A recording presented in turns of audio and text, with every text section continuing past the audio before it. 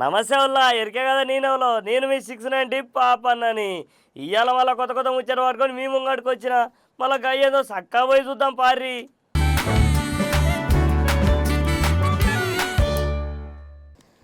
ఇగోనుల్లా నిన్న అస్తం పార్టీ వాళ్ళు 10 మంది ఎమ్మెల్యేలు ఓతాన జమ అయ్యి సర్కారులకు తిప్పలు పెట్టే కార్యం సురువు చేసిండ్రని టీవీలల్లా ఇంకా సోషల్ మీడియాలల్లా పుకార్లు పుట్టించిండ్రుల్లా. ఇక ఈ ముచ్చట ఏడికి పోయిందో తెలుసు కానుల్లా.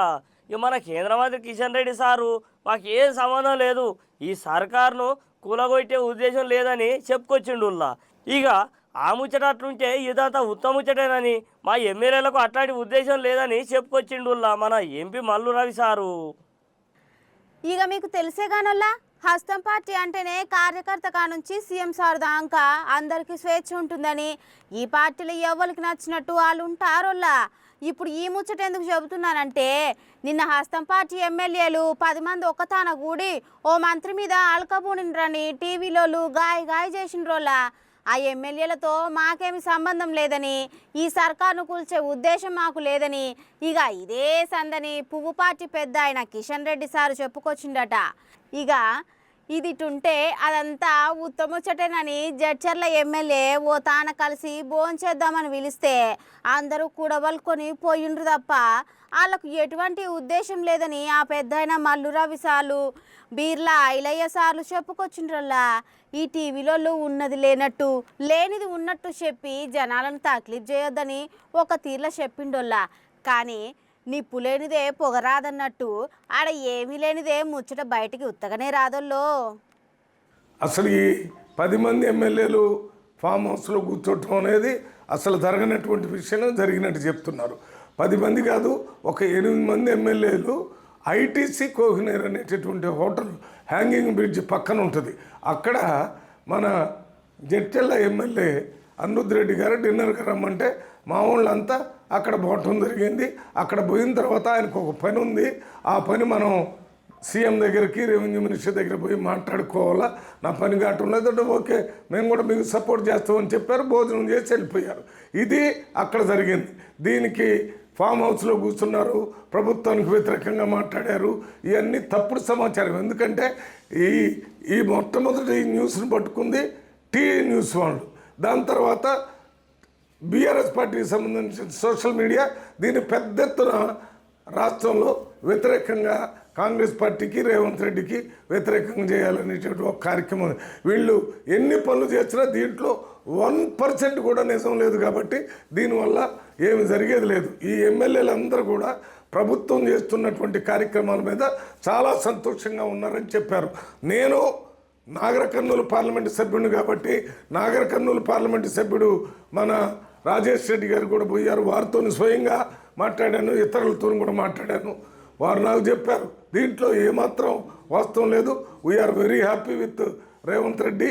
ఈ రేవంత్ రెడ్డి చేస్తున్నటువంటి రైతు మన అప్పులు మాఫీ చేయటం కానీ, రైతు భరోసా కానీ, లేక పేద ప్రజల ఇందిరమ్మ భరోసా కానీ, అది కాకుండా మీరు మహిళలకు ఇచ్చే ఉచిత బస్ ప్రయాణం కానీ, 200 యూనిట్స్ కరెంటు ఇవ్వటం కానీ, 500 రూపాయలకి మన గ్యాస్ సిలిండర్ ఇవ్వటం కానీ, వీటన్నిటితో పాటు ఇందిరమ్మ ఇండ్లు 5 లక్షల రూపాయలతో ఇచ్చే కార్యక్రమం తీసుకోవటం కానీ, మీకు రేషన్ కార్డులు ఇవ్వటం కానీ, ఇవన్నీ కూడా వాళ్ళు చాలా సంతోషంగా ఉన్నారు.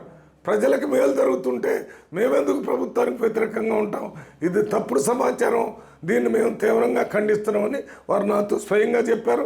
నేను వారితో అడిగాను, నేను మీడియా ద్వారా తెలియజేస్తానని చెప్పమని కూడా చెప్పడం జరిగింది. జడ్చర్ల ఎమ్మెల్యే అనిరుద్ధ్ రెడ్డి తనకు పని ఫైల్స్ క్లియర్ చేయట్లేదు అనే ఒక అసంతృప్తి ఉందని అంటున్నారు. ఆయన పిలిచి మాట్లాడతారా మరి ఆయన పైన? ఆయన అసలు ఈ మీటింగ్ జరిగిన దాంట్లో చర్చ అదే జరిగింది. ఆయనకేదో ఒక ఫైలు ఉందని చెప్తున్నారు. ఆ ఫైలుకు సంబంధంలోనే వీళ్ళందరినీ పిలుచుకున్నప్పుడు వీళ్ళు మళ్ళీ మాట్లాడతామని చెప్పారు. ఇప్పుడు అదేదో తెలుసుకొని ఆ ఎమ్మెల్యే గారిని కూడా పిలిచి మాట్లాడటం జరుగుతుంది. ఎమ్మెల్యేలంతా ఒకదాటిపై ఉన్నారు సార్ మొత్తం అందరూ రేవంత్ రెడ్డి గారు కాంగ్రెస్ పార్టీ మీద 100కి 100 పాళ్ళు కలిసి ఉన్నారు, అనిరుద్ధ్ రెడ్డితో సహా. అనిరుద్ధ్ రెడ్డి ఎమ్మెల్యేగా పోటీ చేసేటప్పుడు నేను అంతకుముందు అక్కడ ఎమ్మెల్యే పోటీ చేశాను. ఆయన ఎమ్మెల్యేగా పోటీ చేయాలంటే నేను పెద్ద ఎత్తున సపోర్ట్ చేశాను. అనిరుద్ధ్ రెడ్డికే టికెట్ ఇస్తే మరి అక్కడ ప్రజల దగ్గర పోయి ఇంతకుముందు తిరుగుతున్నాడు, ఇప్పుడు ఇవ్వండి అని చెప్పాను. అది అనిరుద్ధ్ రెడ్డి గారిని అడిగినా చెప్తాడు, దాంట్లో ఏమీ లేదు.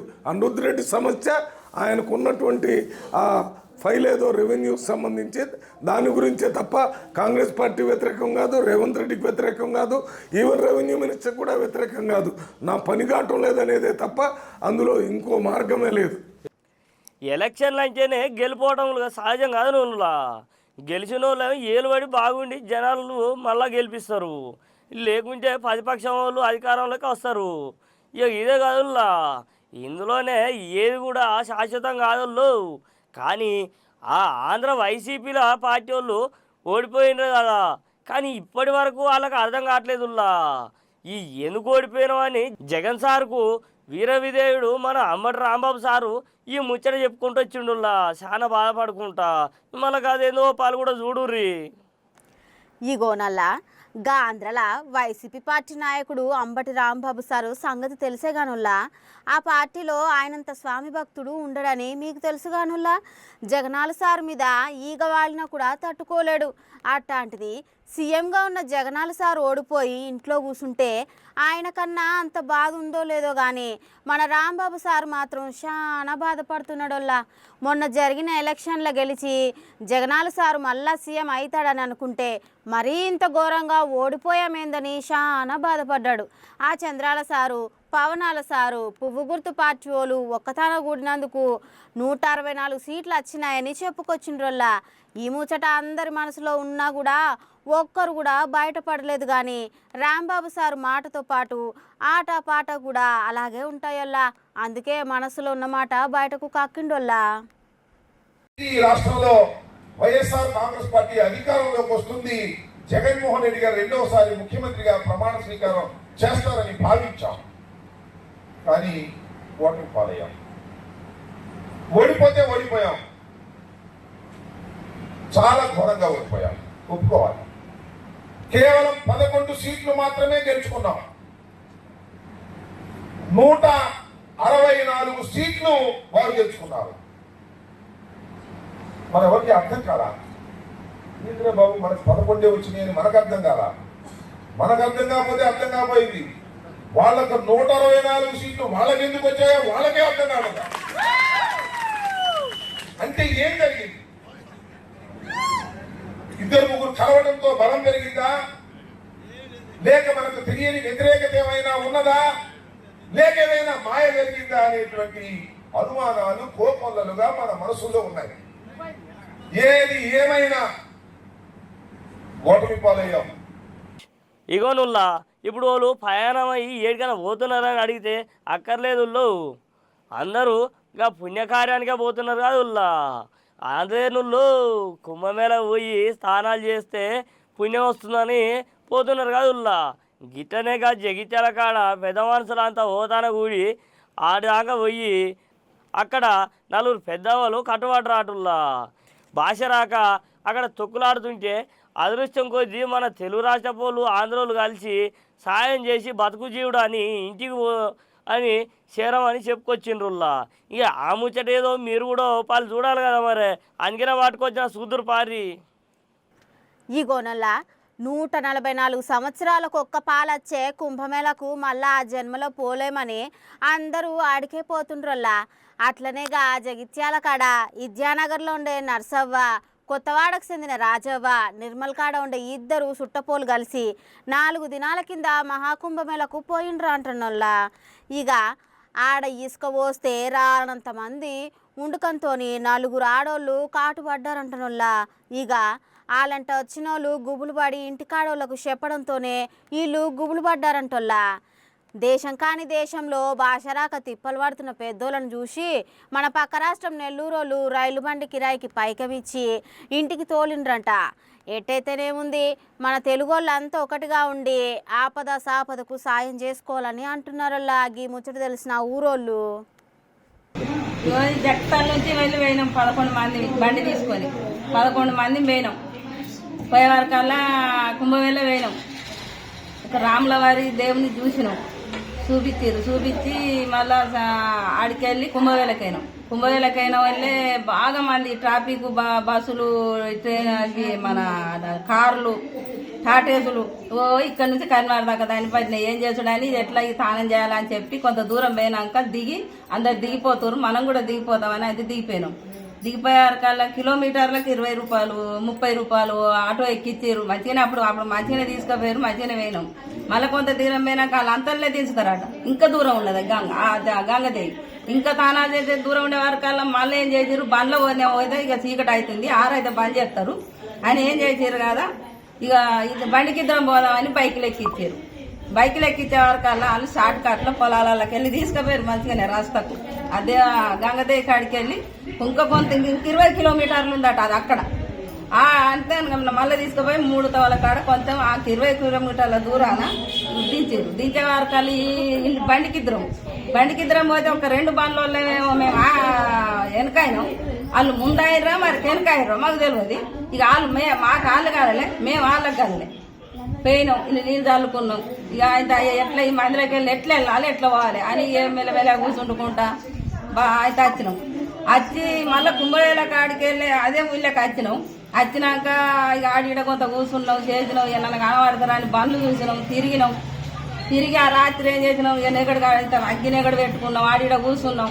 అడిన వాళ్ళకి తెల్లారిన వల్లే ఇక తెల్లారి కూడా ఒక్కటైంది 2 ఈ పగడుతుంది పొద్దుగాడుతుంది తిరగబడుతుంది అని పోలీసు ఆయన రాత్రి కలిస్తే ఆయనను అడిగితే ఆయన పట్టించుకోలే. కొంచెం మా భాష అన్నది వాళ్ళకి తెలియలే, వాళ్ళ భాష మాకు తెలియలే.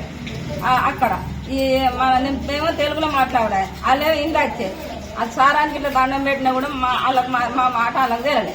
తిరగపోయారు కల్లా ఎట్లా చేస్తామని వచ్చేది అయితే కూర్చుండి తెల్లారినాక ముఖాలు కడుక్కొని పోయి నీళ్ళు తాగి ఇక మరి ఇక వాళ్ళు దొరకటట్లేరని 2 దాకా అటు ఇటు తిరిగి ఎక్కినాం. వచ్చి ఒక ఆయనే నాకు కొద్దిగా భాష వస్తుంది అన్నోళ్ళే మరి మాకు ట్రైన్లు ఎట్లా పోతాయి, మేము తెలంగాణ మేము ట్రైన్ ఎక్కిపోగట్టినా మరి బస్సులు ఉండేవి, మేము ఎట్లా ఒకట అన్నయ్య అన్నవాళ్ళే నేను చూపిస్తారా అని వచ్చి ట్రైన్ ఎక్కించింది. ట్రైన్ ఎక్కించిన వాళ్ళే ఆ ట్రైన్ ఇంకో వేరే కాడ దించిన వాళ్ళు ఆడ నా దగ్గర 1200 ఉండే, నా దగ్గర 1200 ఉండే. ఆ 1200 పెట్టినాం, 1300 ఉండే. అయితే 4 టికెట్ తీసుకున్నాం, వరంగల్ టికెట్ తీసుకున్నాం. వరంగల్ టికెట్ తీసుకున్నారు కలిగి అది మన ఏరియా నాకు దొరుకుతుంది కదా, మాకు దొరుకుదానికి మేము కూడా ఆలోచించుకున్నాం. వాళ్ళు దొరకటట్లేరు, మనకు కనబడరు, మనం వాళ్ళకి కనబడరు, మరి ఎట్లా చేద్దామని అది చేసినాం. చేసే వరకల్లా ఆ ట్రైన్ ఆడ దించిన వాళ్ళు ఆడ టికెట్ తీసుకున్నాం. వాళ్ళు ఎస్టీడు అని ఆడ తీయకుండా వరంగల్ తీయకుండా అక్కడ దిగొస్తున్నాను రాసిచ్చాడు జిట్టుగా. ఆ ట్రైన్ ఎక్కినాం. ఆ ట్రైన్ ఎక్కి వరంగల్కి వచ్చినాం కానీ నైట్లో తీసింది అది. అయితే నా ట్రైన్లు ఉన్న వాళ్ళు ఇది స్టేషనేనా అని అడిగే వరకల్లా వాళ్ళు అన్నారు కదా ఈ స్టేషన్ కాదమ్మా ఇంకో స్టేషన్ ఉన్నది అన్నారు. అనే వరకల్లా ఆడ దిగుతామని మేము కూర్చుండే వరకల్లా ఆ స్టేషన్ ఎత్తిపోయిందట. లేదమ్మా ఈ స్టేషన్ లేదు ఏం లేదు, మీరు అర్ధలో దిగేదిగా, అర్ధలో దిగి మళ్ళీ మీరు వరంగల్కే పోండి అని అన్నారు. అన్న వాళ్ళు ఆయన అర్ధలో దిగినాం. అర్ధలో దిగి ఆడ తెల్లారి దాకా ఆన్నే ఉన్నాం. ఉండే వరకల్లా 9 అయింది. 9 అయిన వరకల్లా ఈ పక్క బండి ఎక్కుతేనే వరంగల్ అక్కడ దిగుదు, ఆ పక్క బండి ఎక్కాక ఆదిలాబాద్ బండి అట అది. ఆ ట్రైన్ ఆదిలాబాద్ బండి అమ్మ మీరు గిది ఎక్కిరని మళ్ళీ అన్నారు. ఉంటుంది తిరుపతి పోయినప్పుడు చూసిన. అయితే పోయే వరకల్లా ఏంది అది అబ్బాయిలు పోయే వరకల్లా మాకు దొరకపోయే వరకల్లా ఎక్కడ వరంగల్ ఎస్టీడా ఏంటిదో అది ఏంటో ఉన్నది ఎస్టేడో ఏంటో అక్కడ దించింది. ఆడ దిగురు మీరు ఏడ దిగురు అదిలా అక్కడ కూడా దిగద్దు మళ్ళీ దూరం అయిద్దని ఆడ దిగి ఆ ట్రైన్ల కాడ ఉన్నాం.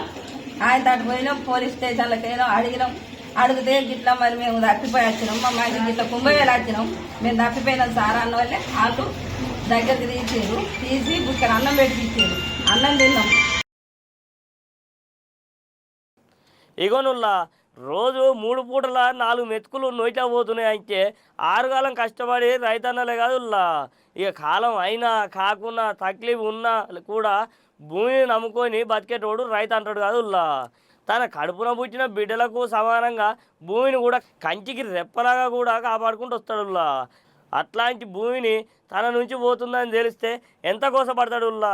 ఇక భూమి గుంజుకొని రోడ్డు వేస్తామని ఆఫీసర్లు వచ్చేసరికి పురులమా దాగి పానాల మీద తెచ్చుకున్నారుల్లా ఈ 2 రైతన్నలు. ఇక పాలు చూడు రిసుమి. ఇగోనొల్లా రైతు కన్నీళ్లు పెడితే దేశం బాగుపడదనే ముచ్చట మనం విన్నాం కదా. ఎండనక వాననక దినం పొలకాడికి పోయి కండ్లార చూసుకొనిదే రైతుకు నిద్ర పట్టదొల్లా.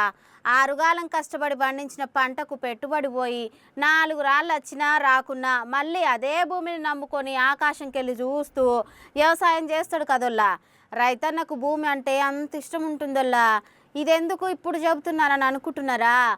నాగర్ కర్నూలు జిల్లా తాండూరు కాడ పట్నం నుంచి నంద్యాలకు పోయేటందుకు బైపాస్ రోడ్డుకు సర్వే చేసే పెద్దసార్లు రాకతోని రైతులు గుబులు పడ్డారంటోనోళ్ళ. ఆ పెత్తందారుల భూములు కాకుండా తమ పొలాల మీదుగా రోడ్డు పోయేటట్టు సర్వే చేస్తున్నారంటూ పంచాయతీకి దిగినారంట. వీళ్ళ మాట ఆ సార్లు వినకపోయేసరికి శేఖర్ అనే రైతన్న పురుగుల మందు దాగి కురుమయ్య అనే రైతన్న డీజిల్ పోసుకొని పానం మీదకి తెచ్చుకున్నారంట. ఇక ఆడనే ఉన్న పోలీసు వాళ్ళు దవాఖానకు వేసుకుపోయి పానాలు కాపాడినంటోళ్ళ.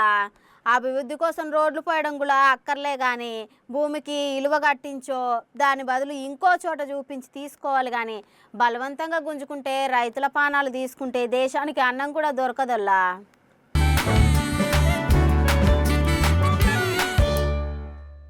చూసిరు కాదు అయ్యాలి కొత్త కొత్త ముచ్చట్లు. మళ్ళా రేపు కొత్త కొత్త ముచ్చట్లు పట్టుకొని మీ ముంగడికి వస్తా. ఇక అప్పటి వరకు చూస్తూనే ఉండదు 6 9 టీవీ.